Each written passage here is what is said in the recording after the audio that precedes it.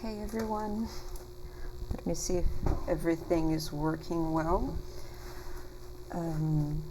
I do apologize for the tardiness in getting back to business here with you guys.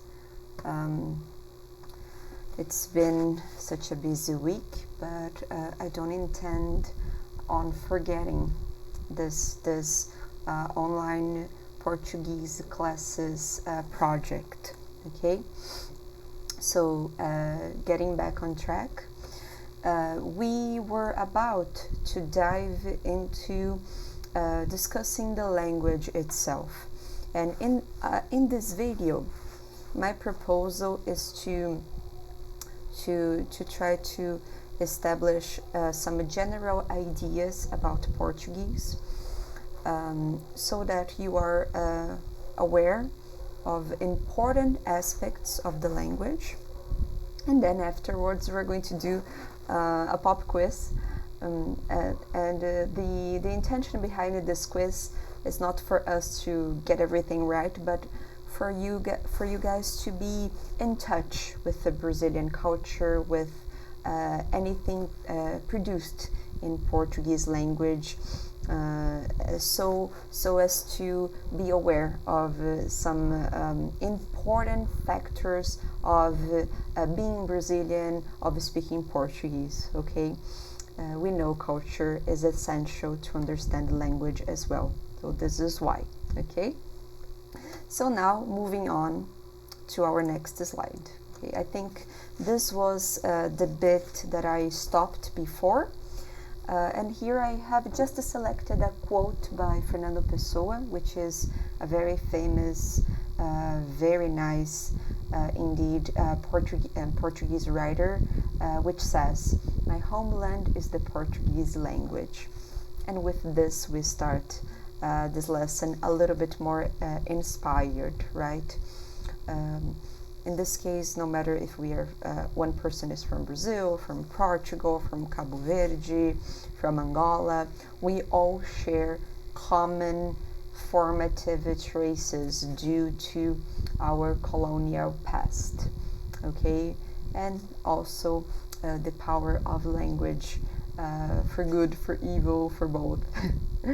But of course, in terms of culture, in terms of building up knowledge, we are a legacy of Portuguese language as well. Another quote to be inspired from is this small selection of Ukrainian-born but Brazilian author called Clarice Lispector. I reckon most Americans know her because she has been translated in American publishers these recent years, from what I gather. And Clarice is very special to us. Who could have guessed that we would be talking about such a difficult, horrific thing happening in Ukraine? I keep on imagining what she would be thinking about. Even though she was born there, she really took her new citizenship really seriously, and we could say that she was naturalized as a Brazilian, but she really felt like it, and she was a very deep analyst of our complex reality. Whenever she would write a novel or short stories, the psychological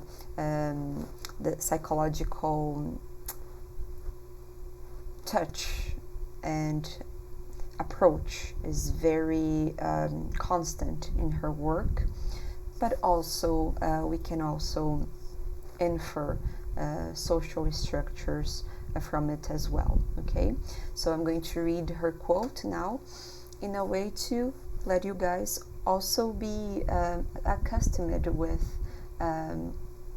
Portuguese sounds. Okay, So, sou brasileira naturalizada, quando, por questão de meses, poderia ser brasileira nata. Fiz da língua portuguesa a minha vida interior. O meu pensamento mais íntimo usei-a para palavras de amor. This would be translated as, I am a denizen Brazilian or a naturalized Brazilian person when, for a matter of months, I could have been originally born here. I've made Portuguese language my inner life, my most intimate thought, and I use it to form words of love. And so with this we start our discussion on the structural elements of Brazilian language, okay? First thing for us to bear in mind is that Portuguese is a Romance language. What does this mean? What does it mean? It means that we speak, but we are as well. But this is not correct English, I apologize. So we are the produce of as the old Latin writers would say, the last flower of the lacio, okay? Portuguese was one of the last languages that were really established from the Roman ruins, we would say. This means that Portuguese follows a specific syntax structure that is paralleled to other languages that share this Greek-Latin common root. Okay. When we consider this, what things we should have in mind? Sorry, I'm just grabbing my highlighter here. This means, first and foremost, that Portuguese is a phonetic language. Phonetic languages are languages in which our syllables are formed by consonants and vowels, and the way we write, the spelling of the language, is directly tied to the way we pronounce words. Okay? So, for example, let me see if I can write here. No, pardon me. There was a small problem in here. No. Sorry, I apologize for this. Just a moment, I just want you guys to see this on a Word document. It's going to be easier for you to grasp. And by the way, I'm still learning how to shoot videos, record, how to deal with this technological side of things. So until I get good at it, you guys are going to see a lot of basic mistakes. So I apologize, I'm trying my best. But of course, if you have any suggestion, any constructive criticism, please give a thumbs up, give a thumbs down, comment, and try to help a teacher who is very willing to learn a little bit more on the technological side of things. Okay, so for instance, let's say the word in English, instrument. Okay, a musical instrument. Oops, sorry, I have eaten an S. Instrument. So we have here 1, 2, 3, 4, 5, 6, 7, 8, 9, 10 letters. And how many sounds? Instrument. 3 sounds, right? Instrument. Okay, instrument. This is a longer word. Generally speaking, English has short words in terms of spelling and size, and depending on the letter combination, not depending on the letter combination, English language as well as other Germanic rooted languages, the speaking bit is not acting in consonance with the spelling. So the spelling has developed in a certain way, while the pronunciation on another, correct? This is why we learn the APA, this is why we learn the phonetic alphabet, in order to really learn how to pronounce English in a way that is closer to a native speaker, okay? Of course, accents are all right, but so as to be able to pronounce really well English words, okay? Now, let's consider its Portuguese equivalent, instrumento. In Portuguese, each combination of consonant, and should be in this order, and vowel makes up one sound.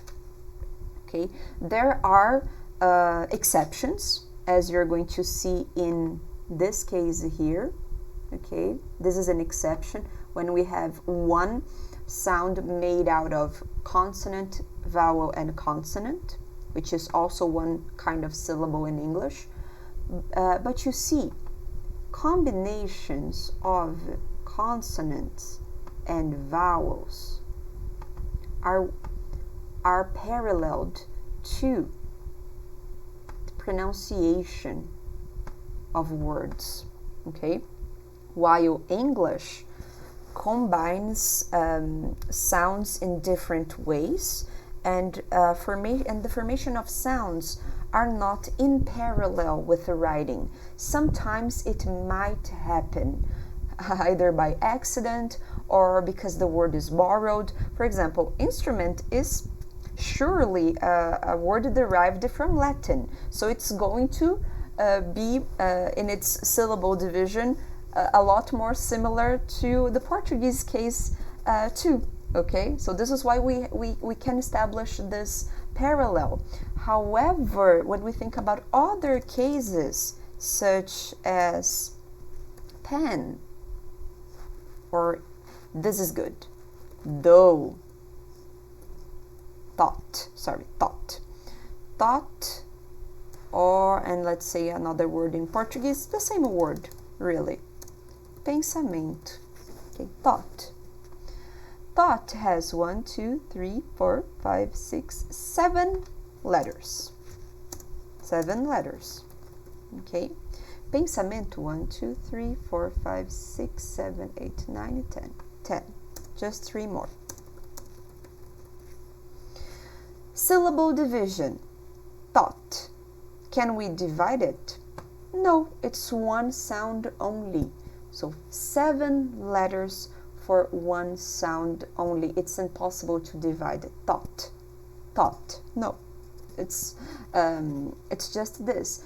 Particularly because there are lots of sound combinations in English that are either mute, close to being mute, or like in this case, G, H, T, they are pronounced as one sound only, and TH is pronounced like T alone.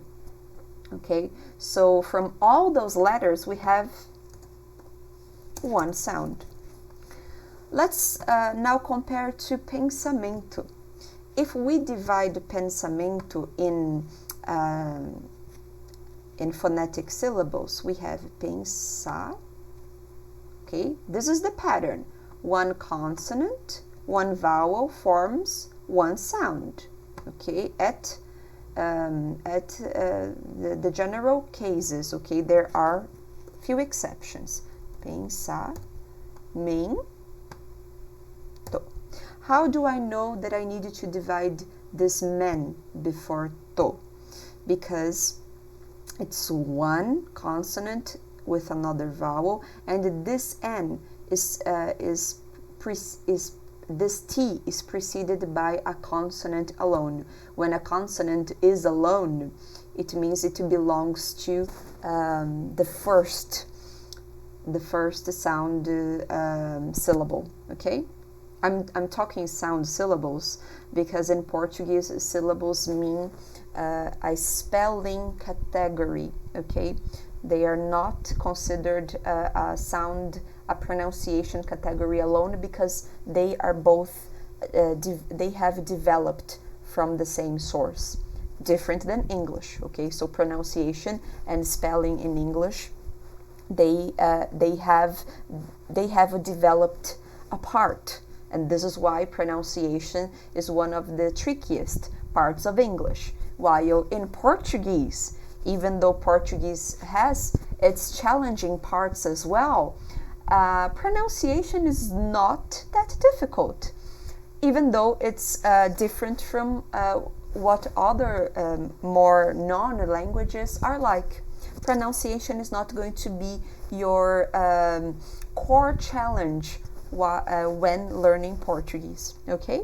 So this was just a bit of curiosity and also a little bit of the differences between those two languages, okay? Oops, let me go back here.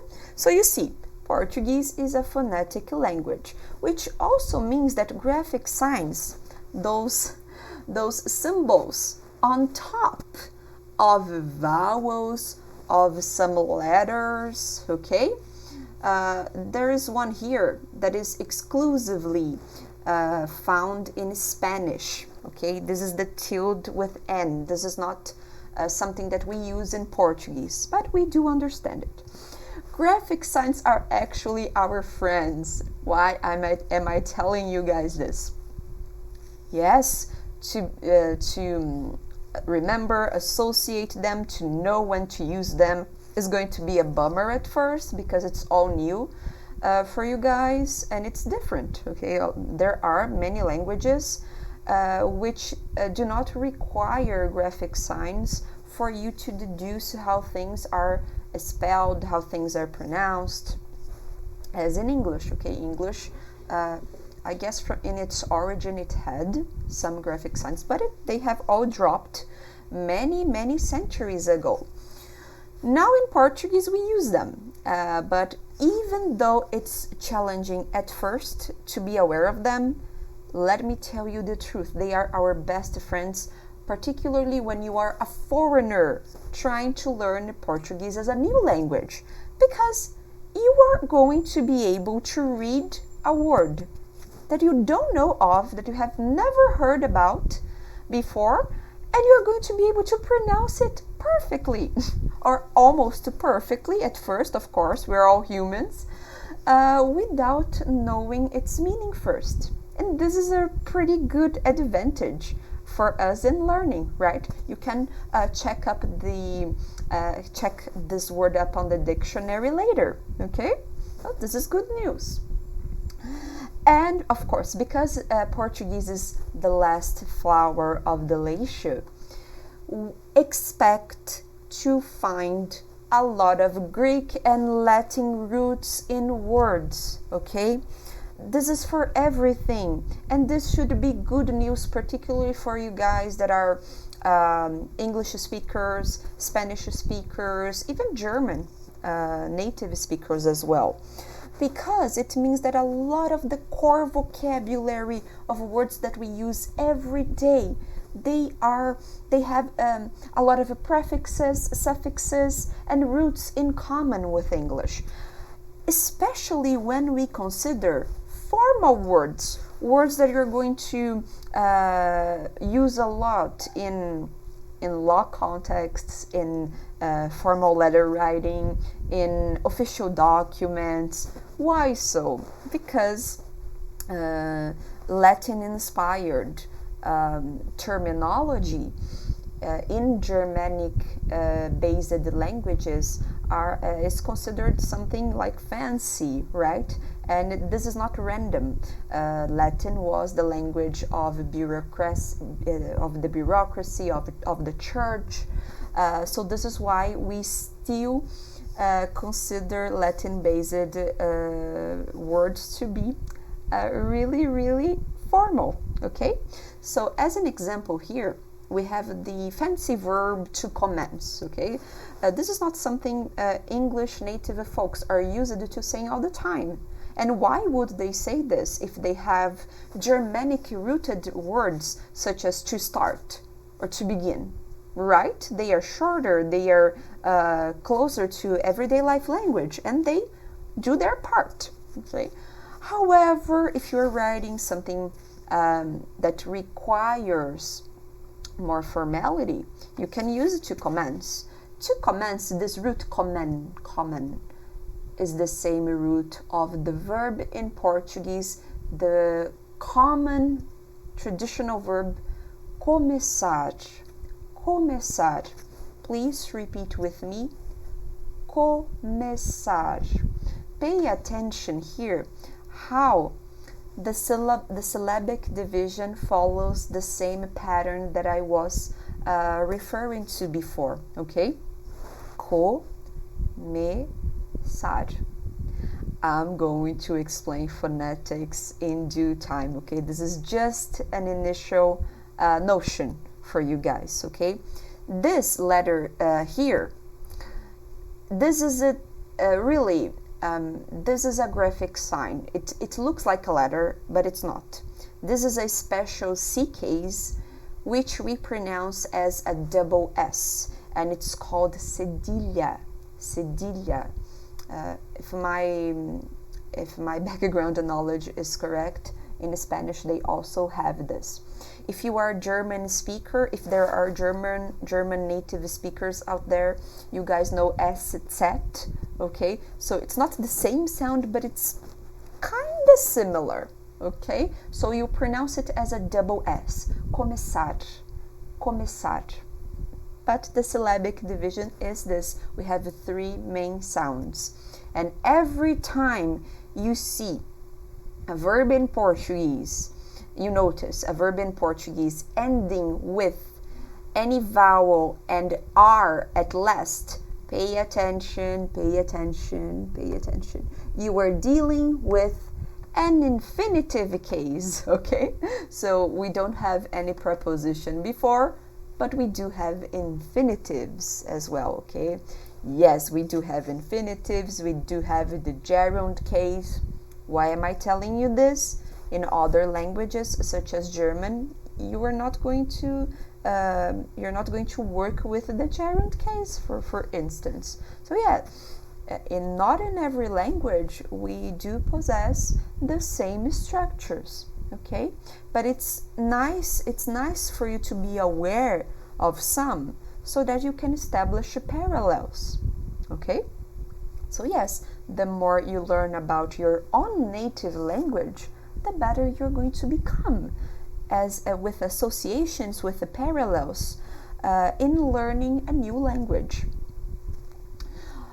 In addition to all of this, Portuguese is also a language structure, a language based on grammar gender. This is also something that I needed to do, that I did to establish an observation. There has been a lot of debate on grammar gender, particularly these days with all the social activism movements online, and they should be talking about every issue possible. It's great that we now have this knowledge on top of our fingers.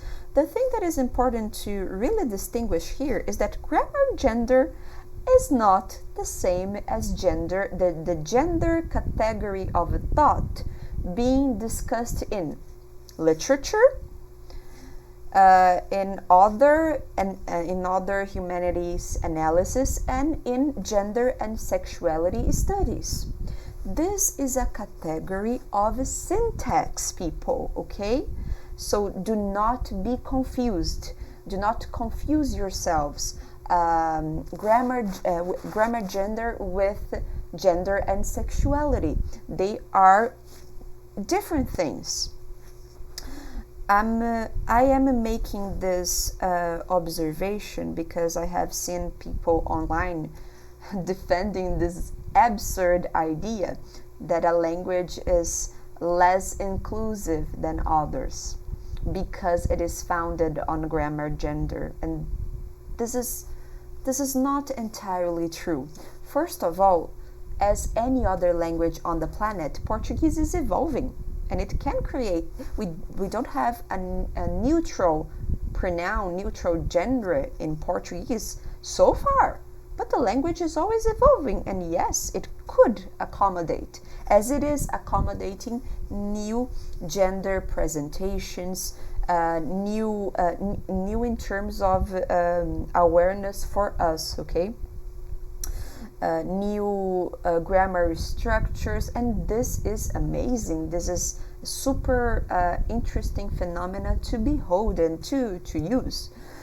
However, we cannot say that one language is better than the other because this Germanic rooted language has neutral terms, so it's a more progressive language. Guys, we know that culture, we know that our environment, politics, this all influence language and power relations. So this debate on genre has to do with how the language is structured.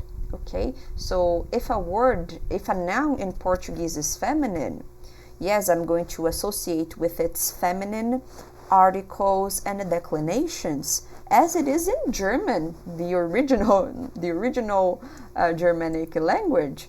But you see, we are not going to associate with the female. No, it's just an abstraction so as to deal with the reality.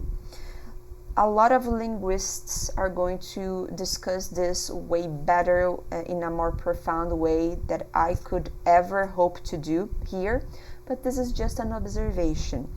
If we could establish an image in our heads, this as a way to deal with this difference in language, you could imagine that men and women and other people of the past, when dealing with naming and understanding their environment, their societies, they needed to establish comparisons for them to work with the language and really found life as we know, and that would become a life as we know today in our contemporary world. But in order to do so, they would make associations. For instance, in English, when we want to describe a table's legs, we, even though a table is a furniture, is an object, we establish this relation with the image of a person only as a way to understand something better. Okay, so the same thing was done in regards to the feminine and the masculine articles, pronouns, declinations of adjectives, and so on. So it is a way to establish parallels, metaphors, and associations in a way that we understand and bring objects and the world closer to us human beings. Okay, they are categories of thought. They are not to be understood as a way to be against different kinds of people. Okay, so just to make this clear, people on the internet that are claiming that there are worse languages than others because of this, they are what they are doing. They are expressing they are biased, they are prejudiced against entire societies. Okay, so beware of it. And moving on, we also need to be mindful that there is a great focus on verbal tenses and conjugation. When we think about English, Nouns.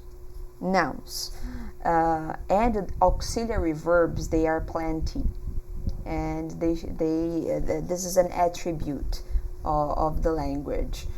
And English doesn't have that many words, but they all convey many possible meanings. Okay, I will never forget the first time I looked up on a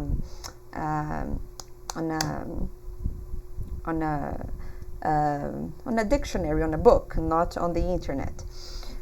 When I was first learning English, and I was looking up for the word get and the many meanings of get, and I was completely blown away by the fact that one verb had pages and pages on the dictionary to convey not only possible meanings of just get, but also of phrasal verbs, of collocations, and so on. So, Portuguese is a little different. We don't have as many auxiliary verbs. Yes, they do exist, but not as many as in English. But our main verbs are the focus of sentences.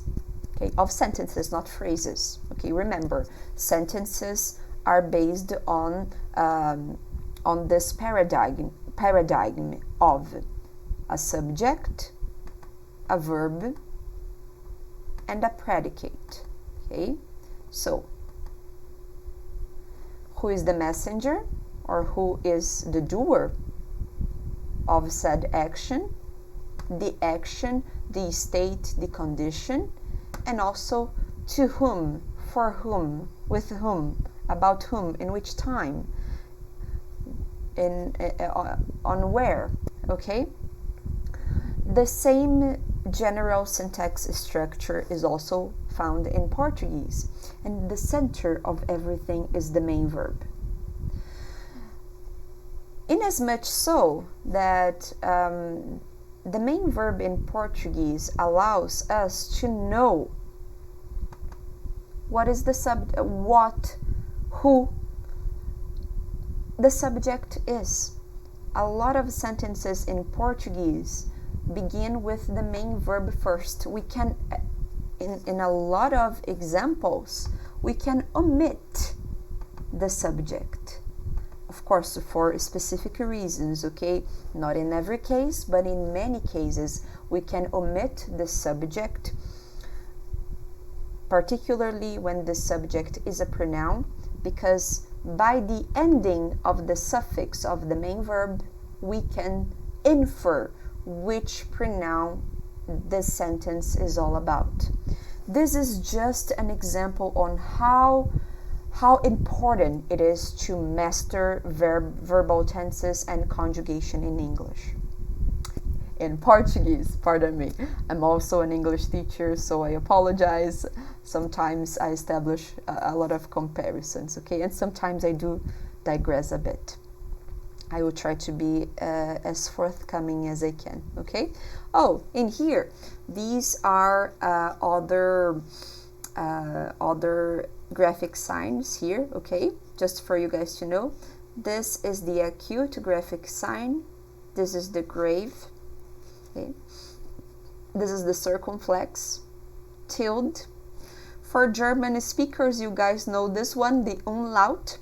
In Brazil or in Portugal, we use the name trema. Okay, trema. T-R-E-M-A. Trema for us, okay, in our pronunciation. Unfortunately, this is entering in disuse. Okay, this is not being used anymore in Portuguese, but in the past it was, and I still get this confused. Okay, I was I loved the umlaut trema, so I feel sad about the fact that we don't use it anymore.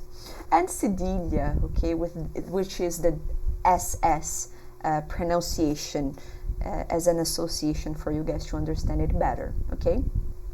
So, other structural points we need to be mindful about. our standard written grammar is way different than our everyday life language. Other cultures, other languages, the way they normally speak and the way they write is not that far apart. In Portuguese, especially when one needs to write a literature piece, a poem, or a formal correspondence, a formal letter, a PhD dissertation, oh my gosh, the difference is huge. This is because Portuguese and Brazilian people in particular, we tend, okay, this is a generalization. This is not valid for every person, okay? The same way not all Americans are self-centered, okay? So this is a generalization, please, okay? This is not valid for every person. In my case, people always comment that I'm a little bit more formal than usual. Okay, so remember, stereotypes are incomplete intuition, wisdom. Okay, they are never the complete truth about something, someone, a society. So, but just be sure to know that yes, the way we write and the way we express ourselves, especially because of slangs, because of idiomatic expressions, it's very different from our writing, the way we do compositions. We do possess many words to name very specific things, okay? The opposite of English. Remember the example of get, okay? Portuguese would have a lot of pages in a dictionary, but with different words and expression to convey the same meanings, the same impossible meanings with get plus other word combinations, okay? But they would all be derived from this core main verb, okay? Portuguese is the opposite. We have many words to describe very specific things. We can also deduce from whom or what we're talking about by analyzing the ending of a main verb. This was the aspect that I was trying to warn you guys about here, okay? About this syntax pro tip for you guys. And there are formal expressions, but be sure to use the right one. Some of them are outdated, particularly when we intend to be respectful or kind to the elderly, to people in higher in high hierarchies. Okay, this is because when we try to sound too polite in Portuguese, it feels a little outdated. This is a historical process that the language has been going through. Of course, it's better to be polite or formal in certain situations than not, but be aware that not all people are like this, and not because they don't want to be polite. Of course, there are polite expressions and attitudes of a politeness that speak more than words in Brazil, in societies that speak Portuguese, that will have the same consequence, okay, which is being understood in a kind manner, in a polite way, okay.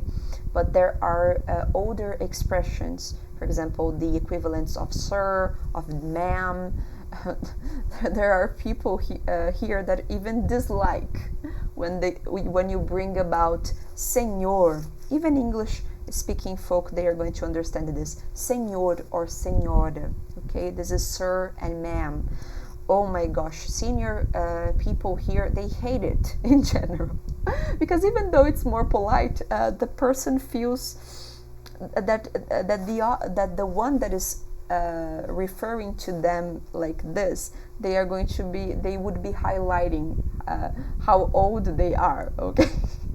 Of course, this is up to interpretation, okay? One could be just formal and polite as I would be.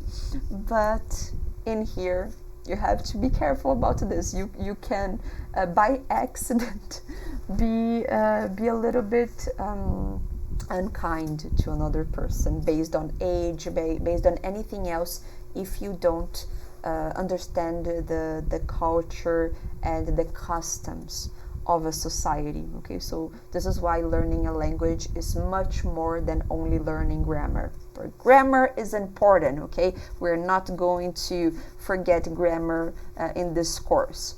I think grammar in these days in many language centers in the language debate is being like considered something less of a important thing to be discussed, practiced, and this is not the way I see it. Okay, those are just pro tips for you guys. And okay, we use the same modernized Latin alphabet. This means that our writing system, different than the Russian writing system, the Japanese, the Chinese, we don't in order for you to learn Portuguese, it's not required for you, especially for Westerners, okay, this is an advantage for you guys. It's not required for you to learn a new writing system. Imagine how hard it is to learn Chinese, Japanese, Greek, Russian. Of course, all languages have their downside, their easy side and their difficult sides. But we know that the languages that I have just mentioned, they are very hard to begin with because you have to learn the alphabet, okay? Arabic, okay, a beautiful, beautiful alphabet, beautiful writing system. But unfortunately, for a beginner, it's hard to start saying hello because you have got to learn an entire writing system. With the Portuguese, you don't. Okay, we have the same writing system. We use A, B, C, D. It's the same. Okay, so another advantage of learning Portuguese. Okay. Besides Portugal and Brazil, okay, you guys know how continental in size my country is.